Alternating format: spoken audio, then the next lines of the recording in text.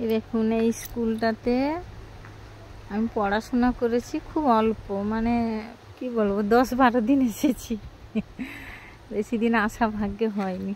এই স্কুল এটা এখনো সেই রকমই আছে, একই আছে।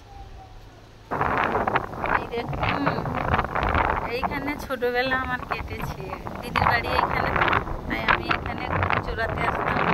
ওইটা নদীর পাড়, ওই যে জঙ্গলটা দেখা যাচ্ছে ওইটা নদীর পাড়, ওই নদীর ধারে ঘর।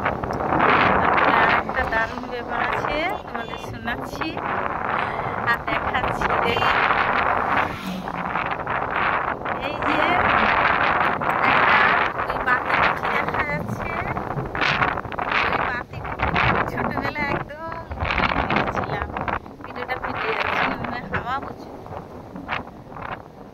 ওই বাতি কুঠি দেখা যাচ্ছে, ওইটার উপরে একদম উঠে গেছিলাম গরু চড়াতে এসে দিদির বাড়ি থেকে। ওটা নদীর ধার, মানে ওই বাতি কুঠি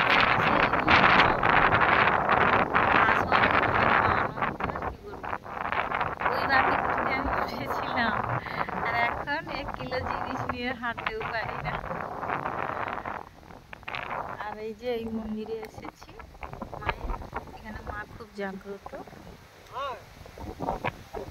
মানে যার অশুভ, কেউ ধান চাষ করলো মা যেন সব ভালো হয়, ভালো হয়ে যায়, তারপরে সবাই পুজো দিতে আসে। দিদির বাড়িতেও তাই এসেছে, ওদের ধান চাষ করেছিল, বলেছিল মা তুমি ধান আমার খুব ভালো হলে আমি তোমার কাছে পুজো নিয়ে আসবো, ক্ষীর ভোগ নিয়ে আসবো, তাই এসেছে। এই যে মাকে শুধু একটাবার দেখুন,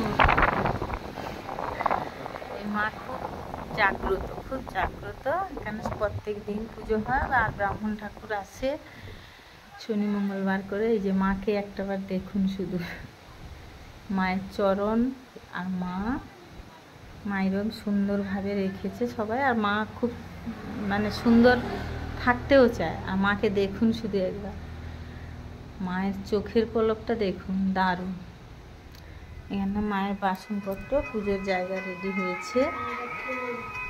আর এই যে ক্ষীর ভোগের হাঁড়ি অনেকের ঘরে আসবে, পরে পরে আসছে, আসছে।